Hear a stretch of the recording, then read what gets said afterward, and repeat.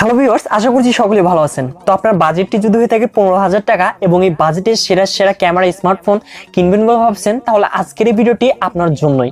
কেননা আজকের এই ভিডিওতে সেরা সেরা 7টি স্মার্টফোন নিয়ে হাজির হলাম, যে 7টি স্মার্টফোনের ক্যামেরার সাথে সাথে গেমিং পারফরমেন্সটাও কিন্তু অনেকটাই দুর্দান্ত। তো আপনি যদি একজন ক্যামেরা লাভার হয়ে থাকেন তাহলে অবশ্যই এই ভিডিওটি আপনার জন্য স্পেশাল হতে যাচ্ছে।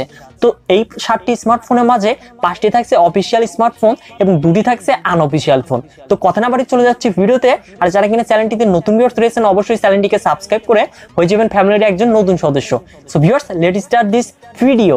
সো ভিউয়ার্স, আপনার বাজেটটি যদি হয়ে থাকে 13,500 টাকা এবং এই বাজেটে ভালো ক্যামেরা সেটআপ এবং সাথে ভালো একটা গেমিং পারফরমেন্স চাচ্ছেন, তাহলে অবশ্যই লঞ্চ আর টেকনো স্পার্ক 7 প্রো স্মার্টফোনটি আপনার জন্য থাকছে 7 নম্বরে। তো স্মার্টফোনটিতে থাকছে 6.6 inches IPS LCD display panel, যার রেজুলেশন HD+, যেখানে থাকছে মিডিয়াটেক হিলিও G80 চিপসেট, যার জিপিইউ হিসেবে থাকছে মালেজি 52 MC2, যার রিয়ারে থাকছে ট্রিপল ক্যামেরা সেটআপ, যার মেইন ক্যামেরাটি 48 মেগাপিক্সেল, যার অ্যাপারচার ভ্যালু 1.8, সাথে থাকছে 2 মেগাপিক্সেল ম্যাক্রো এবং 2 মেগাপিক্সেল AI লেন্স, যেটি দিয়ে আমরা 1080p 30 fps এ ভিডিও রেকর্ড করতে পারবো।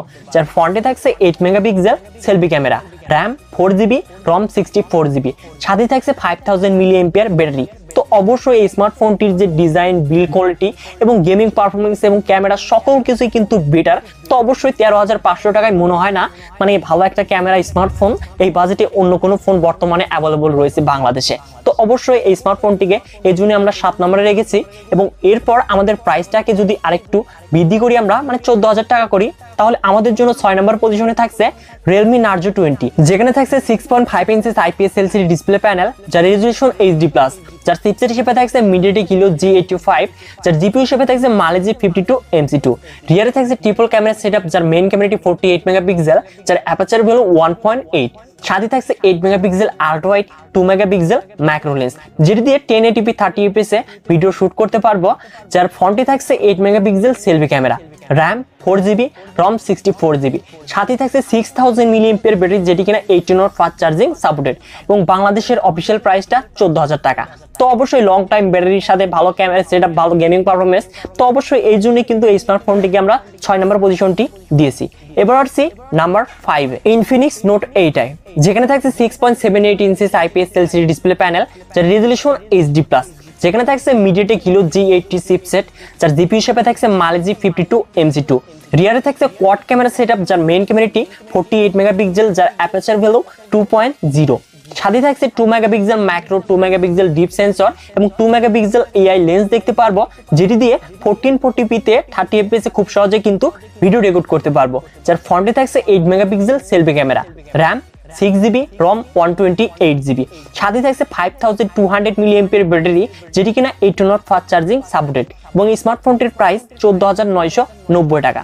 তো অবশ্যই এই স্মার্টফোনটির HD+ রেজুলেশন ছাড়া সকল কিছুই কিন্তু বেটার, ক্যামেরা পারফরমেন্স এবং এর যে RAM ROM ব্যাটারি ব্যাকআপ সকল কিছু কিন্তু বেটার হতে যাচ্ছে। তো এই জন্য এই স্মার্টফোনটিকে আমরা 5 নম্বর পজিশনটি দিয়েছি এবং 4 নম্বরে যে স্মার্টফোনটি রয়েছে তারও কিন্তু স্পেসিফিকেশন একদম সিমিলার। তো 4 নম্বর পজিশনে থাকছে টেকনো ক্যামন 16, যেখানে থাকছে 6.8 inches IPS LCD display panel, যার রেজুলেশন HD+, যেখানে চিপসেট হিসেবে থাকছে মিডিয়াটেক হিলিও G70, যার জিপিইউ হিসেবে থাকছে মালেজি 52 MC2, রিয়ারে থাকছে কোয়াড ক্যামেরা সেটআপ, যার মেইন ক্যামেরাটি 48 মেগাপিক্সেল, যার অ্যাপারচার ভ্যালু 1.8, সাথে থাকছে 2 megapixel macro, 2 megapixel depth sensor এবং 2 মেগাপিক্সেল AI লেন্স, যেটি দিয়ে 1080p 30 fps এ ভিডিও রেকর্ড করতে পারবো। যার ফ্রন্টে থাকছে 16 মেগাপিক্সেল সেলফি ক্যামেরা, যেটি দিয়ে 1080p 30 fps এ কিন্তু আমরা ভিডিও রেকর্ড করতে পারবো। RAM 6GB, ROM 128GB, সাথে থাকছে 5000 mAh ব্যাটারি, যেটি কিনা 18 ওয়াট ফাস্ট চার্জিং সাপোর্টেড এবং প্রাইসটাও 14,990 টাকা। তো টেকনো ক্যামন 16 এবং Infinix Note 8i এই দুটি স্মার্টফোনের স্পেসিফিকেশন একদম সিমিলার এবং প্রাইসটাও কিন্তু সিমিলার। তো অনেকেই এখানে কনফিউশনে পড়ে যান আসলে যে কোন স্মার্টফোনটি নিব। তো আমি আপনাদের সাজেস্ট করব Infinix Note 8i। আপনারা যারা গেমার রয়েছেন তাদের জন্য বেস্ট হতে যাচ্ছে এই ফোনটি, মানে অফিসিয়াল ডিভাইসের মধ্যে। এবং টেকনো ক্যামন 16 আপনারা যারা ভালো ক্যামেরা সেটআপ চাচ্ছেন তাহলে আপনার জন্য টেকনো ক্যামন 16 এই স্মার্টফোনটি বেস্ট হতে যাচ্ছে। আর আপনারা যদি চান না আমরা 15,000 টাকায় বেস্ট একটি অলরাউন্ডার মানে সকল কিছু প্যাকেজই একটা স্মার্টফোনের মধ্যে পেতে যাচ্ছি, তাহলে আপনার জন্য 3 নম্বরে থাকছে Poco M3, যেখানে থাকছে 6.53 inches IPS LCD display panel, যার রেজুলেশন ফুল HD+, যেখানে থাকছে Qualcomm Snapdragon 662 চিপসেট, যার জিপিইউ হিসেবে থাকছে Adreno 610, যার রিয়ারে থাকছে ট্রিপল ক্যামেরা সেটআপ, যার মেইন ক্যামেরাটি 48 মেগাপিক্সেল, যার অ্যাপারচার ভ্যালু 1.8।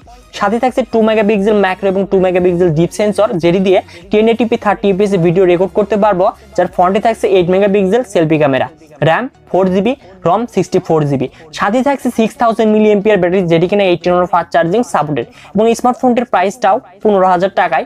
তো 15,000 টাকায় এই স্মার্টফোনটির চেয়েও ভালো কোনো স্মার্টফোন নিতে চাইলে অবশ্যই আমাদের কিন্তু আনঅফিশিয়ালের দিকে যেতে হচ্ছে, এবং অবশ্যই ক্যামেরা সেটআপ, পারফরমেন্স সকল কিছুই কিন্তু বেড়ে হতে যাচ্ছে আনঅফিশিয়াল ফোনে। তো আনঅফিশিয়াল লিস্টে আমাদের জন্য 2 নম্বর পজিশনে থাকছে Redmi Note 9, যেখানে থাকছে 6.5 inches IPS LCD display panel, যার রেজুলেশন ফুল HD+, যেখানে থাকছে কর্নিং গরিলা গ্লাস 5 এর প্রোটেকশন। যার চিপসেট হিসেবে থাকছে MediaTek Helio G85, যার জিপি হিসেবে থাকছে Mali G52 MC2। রিয়ারে থাকছে কোয়াড ক্যামেরা সেটআপ, যার মেইন ক্যামেরাটি 48 মেগাপিক্সেল, যার অ্যাপারচার ভ্যালু 1.8। সাথে থাকছে 8 megapixel ultra wide, 2 megapixel macro এবং 2 মেগাপিক্সেল ডিপ সেন্সর, যেটি দিয়ে 1080p 30fps ভিডিও রেকর্ড করতে পারবো। যার ফ্রন্টে থাকছে 13 মেগাপিক্সেল সেলফি ক্যামেরা, যেটি দিয়ে 1080p 30fps কিন্তু ভিডিও রেকর্ড করতে পারবো। র্যাম 4GB, রম 64GB।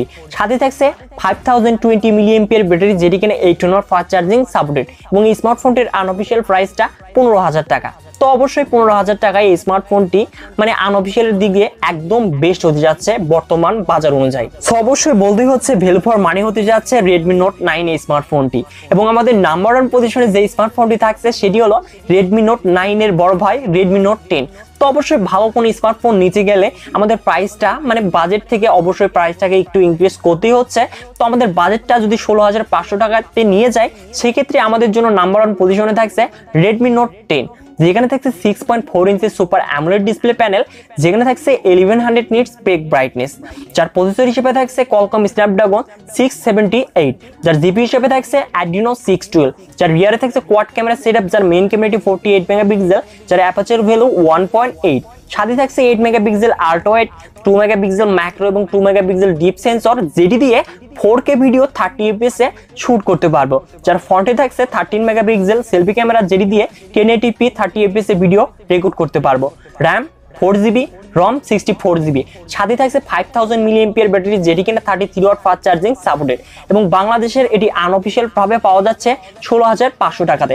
তো অবশ্যই ভালো একটা স্মার্টফোন নিতে চাইলে মানে ক্যামেরা যেমন পারফরমেন্স এবং সকল কিছুই মানে একের ভিতর সব যদি আমরা একটি স্মার্টফোনের মাঝে বর্তমান সময়ে নিতে চাই, তাহলে অবশ্যই 16,500 টাকায় Redmi Note 10 স্মার্টফোনটি আপনার জন্য বেস্ট চয়েস হতে যাচ্ছে বা বেস্ট অপশন হতে যাচ্ছে। তো এই স্মার্টফোনটি নাম্বার 1 পজিশনের দাবিদার আমার কাছে মনে হলো। তো আপনাদের কাছে কোন স্মার্টফোনটি সবচেয়ে বেস্ট মনে হয়েছে অবশ্যই কমেন্ট বক্সে কমেন্ট করে জানিয়ে দিবেন। আর ভিডিওটি ভালো লাগলে অবশ্যই ভিডিওটিকে লাইক করে দিবেন। আর যারা কিনা চ্যানেলটিতে নতুন ভিউয়ার্স রয়েছেন, অবশ্যই চ্যানেলটিকে সাবস্ক্রাইব করে হয়ে যাবেন ফ্যামিলির একজন নতুন সদস্য। সো ভিউয়ার্স, দেখা হচ্ছে পরবর্তী নতুন কোন স্মার্টফোনের রিভিউ নিয়ে।